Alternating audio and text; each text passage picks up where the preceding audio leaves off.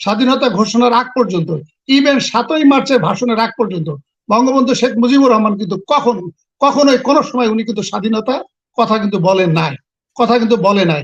Even 1971 সালে 7ই মার্চের যে ভাষণ, সেই ভাষণও কিন্তু ডিপ্লোম্যাটিক ভাষণ ছিল। উনি যদিও বলেছিলেন এবারের সংগ্রাম স্বাধীনতার সংগ্রাম, কিন্তু উনি কিন্তু এটিকে ব্যালেন্স করার জন্য ওনার যে বক্তব্যের যে ভাষণ, সে ভাষণের শেষ অংশে কিন্তু উনি ব্যালেন্স করার জন্য উনি কিন্তু জয় বাংলা জয় পাকিস্তানও কিন্তু বলেছিলেন। শেখ হাসিনা ক্ষমতায় কিভাবে আছে আক্ষরিক করতে, শেখ হাসিনা 2008 সালের পর থেকে এই গত 18 বছর ধরে 2 বছরের অন-11-এ উনি অসাংবিধানিক প্রক্রিয়া, একটা অবৈধ প্রক্রিয়া এবং যে কোনো ভাবে একটা কুশীলবের মাধ্যমে বঙ্গবন্ধু কাদের সিদ্দিকী উনি কিন্তু সম্ভবত 2015 বা 16 সালের দিকে বা 2017 সালের দিকে, আমার যদি সালটা ভুল না হয়ে থাকে, উনি কিন্তু বলেছিলেন যে জামাত যে বিষয়টা 1971 সালে বুঝতে পেরেছিল, সেই বিষয়টা আমাদের বুঝতে 47 বছর লেগে গেল। তাহলে বঙ্গবীর কাদের সিদ্দিকী, যিনি একজন আমাদের স্বাধীনতা যুদ্ধের একজন নায়ক, অন্যতম নায়ক, সেই নায়কেরও কিন্তু জামাত যে বিষয়টা বুঝতে পেরেছিল, সেই বিষয়টা ওনার 47 বছর লেগেছে। তাহলে আমাদের যে মির্জা ফখরুল এবং গয়েশ্বর রায়, ওনারা এত বড় রাজনীতিবিদ, সিনিয়র রাজনীতিবিদ, পড়ালেখার দিকেও আমাদের বঙ্গবীর কাদের সিদ্দিকীর থেকেও পড়ালেখায় অনেক এগিয়ে, পড়ালেখা, জ্ঞান, গরিমা সব দিক দিয়ে এগিয়ে। তাহলে সেই ক্ষেত্রে উনি মন্দের ভালো যে অ্যাটলিস্ট 47 বছর পরে বুঝতে পেরেছে। তাহলে আমাদের মির্জা ফখরুল এবং গয়েশ্বর রায় এই তাহলে 52 বছর বা 53 বছর লাগলো কেন বুঝতে? আপনি গয়েশ্বর রায়, আপনি বললেন যে 1971 সালে দেশ স্বাধীন হলেও দেশের জনগণ এখনো স্বাধীন হয় না। তাহলে আমাদের যে একজন ঔপন্যাসিক ছিলেন মীর মোশাররফ হোসেন, ওনার একটা লেখা প্রবন্ধ আছে, সেটি হচ্ছে বিষাদ সিন্ধু। সেখানে কিন্তু উনি স্পষ্ট করে বলেছিলেন যে স্বাধীনতা অর্জনের থেকে স্বাধীনতা রক্ষা করা কঠিন। তাহলে গয়েশ্বর রায়, তা আপনি কি এই 53 বছর পরে এসে কি বুঝতে পারলেন যে আপনার এই স্বাধীনতা, আমরা 1971 সালে যে স্বাধীনতা পেয়েছি, সেই স্বাধীনতা এখন রক্ষা করাটা এটি অনেক দুর্ভোগ কাজ হয়ে গেছে? এই বিষয়টা বুঝতে কি আপনার 53 বছর লাগলো? আর আমাদের যে বিএনপির যে মহাসচিব, উনি বললেন কি এক অদৃশ্য শক্তি দেশ চালাচ্ছে। তা এক অদৃশ্য শক্তিটা কি সেটি আপনি আমাদের একটু খোলাসা করেন।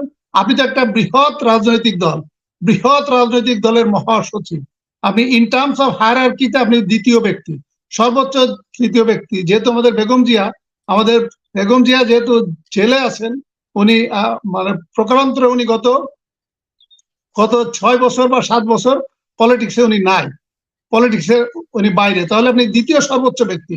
তাহলে আপনি যে বললেন যে দেশ অদৃশ্য শক্তি দ্বারা চলছে, তাহলে সেই অদৃশ্য শক্তিটা কি আপনি আমাদেরকে একটু আইডিয়া করে বলেন, আমরা জনগণ একটু বুঝি। কারণ আপনি এমন একটি বৃহৎ দলের মহাসচিব, যে দল যদি ঠিকমতো ইলেকশন হতো, তাহলে যদি জেনারেল মঈন যদি বিট্রে না করতো, তাহলে হয়তো বা হতো 2008 সালেও আপনারা ক্ষমতায় আসতেন। কারণ ওই সময় আমি জেলার পুলিশ সুপার ছিলাম এবং ওই সময় আমি কিন্তু অন গ্রাউন্ড আমি পুলিশ কমান্ডার ছিলাম। আমি 3টা জেলায় পুলিশ সুপারিনটেন্ডেন্ট অফ পুলিশ হিসেবে দায়িত্ব পালন করেছি। আপনাদের জনপ্রিয়তা কিন্তু আমরা কিন্তু দেখেছি। তার মানে সেই সময় যদি ভোট ঠিকঠাক মতো হতো, হয়তো বা আপনারা ক্ষমতায় আসতে পারতেন। 2008 সালের বিষয়টা আমি বাদ দিলাম। 2014 সাল থেকে এটি আমার বক্তব্য না, অ্যাটলিস্ট 99% জনগণ বিশ্বাস করে যদি ভোট ঠিকঠাক মতো হতো, তাহলে 2014 সাল থেকে বিএনপি ক্ষমতায় থাকতো। তাহলে এইরকম একটা বৃহৎ রাজনৈতিক দলের মহাসচিব আপনি যদি বলেন যে দেশ অদৃশ্য শক্তিতে চলছে, তাহলে সেই অদৃশ্য শক্তিটা কি, এটি তো আপনাকে জনগণের কাছে একটু খোলাসা করা উচিত। এখন আসেন আমাদের ডক্টর তাজ হাশমি স্যার যে কথাগুলো বললেন, আমি একটু রেসপন্স করি এবং প্রফেসর ফরহাদকে একটু রেসপন্স করি। সেটি হলো, ডক্টর তাজ হাশমি স্যার যে কথাগুলো বললেন, আমি ওনার সাথে অলমোস্ট অনেকগুলো বিষয় একমত, বাট দুটি বিষয় আমি ওনার সাথে একমত না। উনি যে কথাটা বললেন যে 1970 সালে শেখ মুজিবুর রহমানের যে পরিকল্পনা, উনি প্রধানমন্ত্রী হতে চান, বা উনি মনে মনে ঠিক করেছিলেন যে কাকে কাকে মন্ত্রী বানাবেন। এ কথাটা সত্য, এ কথাটা সত্য। ইতিহাসও তাই বলে, ইতিহাসও তাই বলে, বা যারা জ্ঞানী গুণী বা যারা এই বিষয়ে এক্সপার্টাইজ আছে বা যারা যারা ওই সময় অনগ্রাউন্ড পলিটিক্স করেছে তাদের বক্তব্য বা আমাদের যে ব্যাখ্যা বিশ্লেষণ অনুসারে কথা সত্য। কারণ 1971 সালের 25শে মার্চ বা 26শে মার্চ স্বাধীনতা ঘোষণার আগ পর্যন্ত, ইভেন 7ই মার্চের ভাষণের আগ পর্যন্ত বঙ্গবন্ধু শেখ মুজিবুর রহমান কিন্তু কখনোই কোনো সময় উনি কিন্তু স্বাধীনতা কথা কিন্তু বলেন নাই, কথা কিন্তু বলে নাই। ইভেন 1971 সালের 7ই মার্চের যে ভাষণ, সেই ভাষণও কিন্তু ডিপ্লোম্যাটিক ভাষণ ছিল।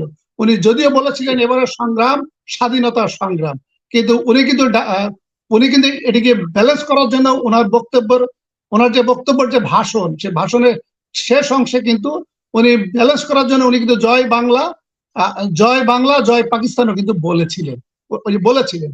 তার অর্থ হচ্ছে যে উনি একটি ব্যালেন্স করে আমাদের ডক্টর তাজ হাশমি যে কথাটি বললেন যে উনি প্রকারান্তরে কিন্তু পাকিস্তানের প্রধানমন্ত্রী হতে চেয়েছিলেন, এ কথাটা আক্ষরিক অর্থে সত্য, আক্ষরিক অর্থে সত্য। আমাদের প্রফেসর ফরাদ যেটা বললেন যে আওয়ামী লীগ পাওয়ারে আসার পরে বা আমাদের যে অনেকগুলো রাজনৈতিক দল পাওয়ারে ছিল, কিন্তু কোন দল ভারতের সাথে যে অনেকগুলো বিষয় অমীমাংসিত বিষয় ছিল সেগুলো কিন্তু তারা সমাধান করতে পারে নাই। হ্যাঁ, আমি এই বিষয়টা আমি আওয়ামী লীগকে একটু ক্রেডিট দেই। যেমন ছিটমহল যে সমস্যা, আমি যেহেতু পুলিশে চাকরি করেছি, আমি পুলিশে চাকরি করার ক্ষেত্রে আমি ইন্ডিয়ান অ্যাডজেসেন্ট যে জেলাগুলো ছিল সেই জেলাগুলোতে চাকরি করতে যে দেখেছি, তখন এই ছিটমহল যে সমস্যা, এই সমস্যাগুলো আক্ষরিক করতে কিন্তু এটি একটা প্রবলেম ছিল। এটি একটা আওয়ামী লীগকে এটি আমি ধন্যবাদ দিই যে আওয়ামী লীগ পাওয়ার আসার পরে ইন্ডিয়ার সাথে তারা এটা সমাধান করতে পেরেছে। কিন্তু ফরাদ ভাই যে কথাটা বলেছে পদ্মা পানি চুক্তি যেটা হয়েছে, যেটি আওয়ামী লীগ ক্রেডিট নেওয়ার চেষ্টা করে, কিন্তু পদ্মা পানি চুক্তির যে হিস্সা, সেই হিস্সা অনুসারে কিন্তু ভারত আমাদেরকে পানি দিচ্ছে না এবং চুক্তি অনুসারে তারা কিন্তু কাজ করছে না। সমুদ্রের সীমানার কথা যেটা বলছেন যে সমুদ্র বিজয়, এটিও কিন্তু জনগণের কাছে কিন্তু একটা ভাওতাবাজি করা হয়েছে। আসলে প্রকৃত অর্থে যে সমুদ্র বিজয়ের কথা যেটা বলা হচ্ছে, সেই বিজয় কিন্তু আমরা পাই নাই। আর আরেকটি কথা, ফরাদ ভাই যে কথাটা বললেন, সেই ফরাদ ভাইয়ের সাথে আমি একটু একমত এবং আমি ডক্টর তাজ হাশমির সাথে দ্বিমত পোষণ করছি। সেটি হলো আমি প্রায় দেখি বিএনপি বা আওয়ামী এনটি যারা, তারা অনেক সময় বলে যে এখানে ভারতীয় নাগরিক প্রাইভেট সেক্টরে জব করে। হ্যাঁ, প্রাইভেট সেক্টরে জব করতে পারে, এ বিষয়ে আমি দ্বিমত পোষণ করছি না।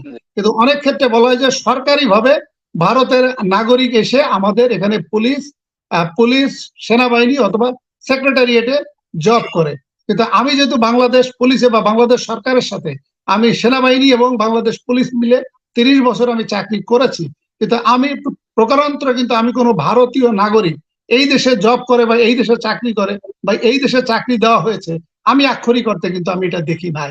যদিও আমি আমার প্রত্যেকটা বক্তব্য আমি আওয়ামী লীগের সমালোচনা করে কথা বলি, কিন্তু আমি কিন্তু বাস্তবিক পক্ষে দেখি না। তাহলে আমরা অনেক সময় দেখি আমরা যেমন আমাদের যে ওই যে মির্জা ফখরুল সাহেব যে ওই বক্তব্য দিলেন যে অদৃশ্য শক্তি দেশ চালাচ্ছে, তার মানে ইনডাইরেক্টলি উনি ভারতের কথা বললেন। কিন্তু আসলে ভারতীয় নাগরিক এসে পুলিশ কনস্টেবলে চাকরি করা লাগবে না, ভারতীয় নাগরিক এসে পুলিশের সাব ইন্সপেক্টর হিসেবে চাকরি করা লাগবে না, ভারতীয় নাগরিক হিসেবে কোনো সেনাবাহিনী কর্নেল হিসেবে জব করা লাগবে না, ভারতীয় নাগরিক এসে আমাদের সচিব পদমর্যাদায় সচিব হিসেবে জব করা লাগবে না, ভারতীয় কোনো নাগরিক এসে আমাদের ইলেকশন কমিশনের এসে জব করা লাগবে না, ভারতীয় কোনো নাগরিক এসে আমাদের হাইকোর্টের প্রধান বিচারপতি বা হাইকোর্টের বিচারপতি হিসেবে চাকরি করা লাগবে না। কারণ আমাদের জনগণই ভারতের পারপাস যদি সার্ভ করে, আমাদের জনগণই যদি ভারতীয় নাগরিকরা যে কাজ করতে সেই একই কাজ যদি করেন, তাহলে ভারতীয় নাগরিকদের তো আমাদের এখানে নিয়োগ দেওয়ার কোনো যৌক্তিকতা নাই। এখন আমরা দেখি আমরা যারা এই যে বিজ্ঞজন আলোচনা করি, অনেক ক্ষেত্রে আমরা ইনডাইরেক্টলি বলার চেষ্টা করি যে শেখ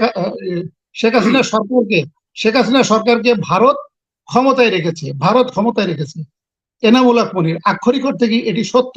আমি মনে করি এটি সত্য না। তাহলে আপনি হয়তো প্রশ্ন করতে পারেন তাহলে কোনটি সত্য হলো যদি আপনি যদি গাণিতিক ক্যালকুলেশনে যান যে শেখ হাসিনা ক্ষমতায় কিভাবে আছে। আক্ষরিক অর্থে শেখ হাসিনা 2008 সালের পর থেকে এই গত 18 বছর ধরে 2 বছরের অনিলেবনে উনি অসাংবিধানিক প্রক্রিয়া, একটা অবৈধ প্রক্রিয়া এবং যে কোনো ভাবে একটা কুশীলবের মাধ্যমে উনি ক্ষমতায় আছে।